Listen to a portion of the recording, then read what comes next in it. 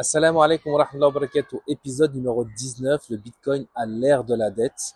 Depuis le Covid, nous sommes entrés dans une période de dette qui se caractérise par des États fortement endettés, voire surendettés, qui doivent trouver des solutions pour survivre. Alors, quelles sont les solutions que ces États ont? Principalement de vendre des obligations pour continuer à emprunter et s'endetter encore plus, ce qui ne résout pas bien évidemment le problème.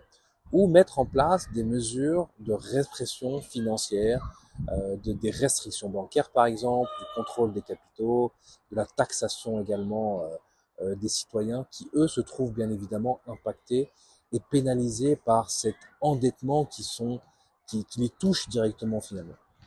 Les musulmans, parmi ces citoyens, sont également pénalisés, voire même plus pénalisés que les autres.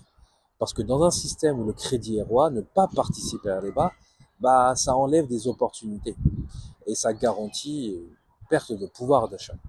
Et donc, les musulmans se sont retrouvés, durant ces dernières années, à ne pas pouvoir trouver des solutions qui s'appuient sur la débat pour essayer de compenser ou de préserver leur épargne, qu'ils ne peuvent pas finalement épargner.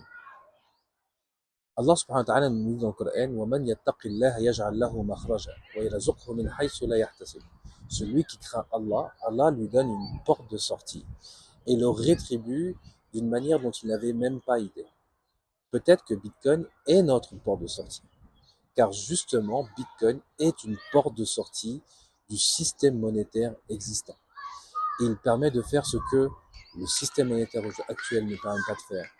Et il permet de préserver et d'éviter la manipulation, le contrôle et la dévaluation de cet argent. Du coup, on a cette opportunité devant nous quand on est quelque part, qui nous fait réfléchir et qui peut-être pour des raisons éthiques et religieuses, le fait d'avoir choisi de ne pas participer à la débat sera peut-être notre bouée de sortie. À très bientôt, Inch'Allah, pour un nouvel épisode. Salam alaikum.